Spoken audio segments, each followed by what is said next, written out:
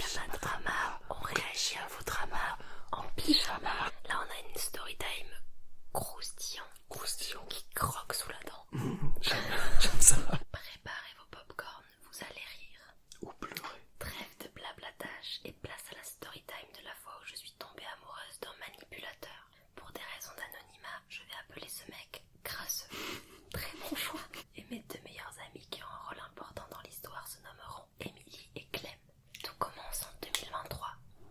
J'étais en seconde et j'avais remarqué un garçon dans mon lycée qui semblait plus âgé.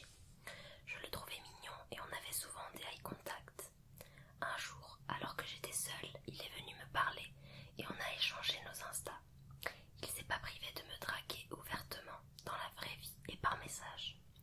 Quelques jours après, j'ai appris qu'il avait une copine et j'étais hyper offusquée parce que d'où tu dragues des meufs alors que t'es en couple. Ça commence pas très bien. Donc je lui fais la réflexion et il dit que c'est moi qui délire et qu'il a été simplement sympa avec moi, rien de plus. La manipulation commence. Donc je prends sur moi et j'ai trouvé ça dommage de couper entièrement contact avec lui parce que, mis à part ça, on s'entendait très très bien. Oui, j'aurais dû arrêter de lui parler, je confirme, j'ai aussi ma part de responsabilité.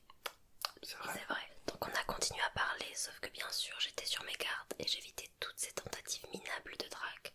Quelques jours après, je décide enfin d'arrêter de lui parler par respect pour sa copine. C'est bien. C'est bien. 2 jours plus tard, il revient vers moi en me demandant la raison de mon départ et il m'annonce qu'il n'est plus avec cette fameuse fille qu'il traite de folle. Oh là, le red flag. Le red flag, c'est vrai. Très connu ce red flag. Oui, maintenant je sais, j'aurais vraiment dû courir à ce moment-là, mais j'étais naïve. Le naïf, il est en majuscule, avec plusieurs i. J'étais triste pour lui, mais j'ai honte de l'admettre. De notre côté, j'étais contente parce que j'étais en kiff sur lui. De fil en aiguille, on commence à se voir après les cours et c'était sympa.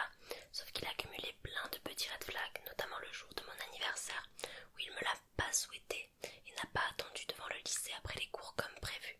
C'était le truc de trop, donc le soir même, je lui ai envoyé un pavé lui expliquant que je ne voulais pas de relation. Le tout vraiment dans le plus grand des respects. Et en m'excusant, le mec m'a répondu qu'il avait l'habitude de tomber sur des... C'est censuré, mais je suis pas capable de déchiffrer. Pour moi, c'est l'insulte qui commence par ça et finit par l'op. Mais je sais pas, et il m'a directement bloqué.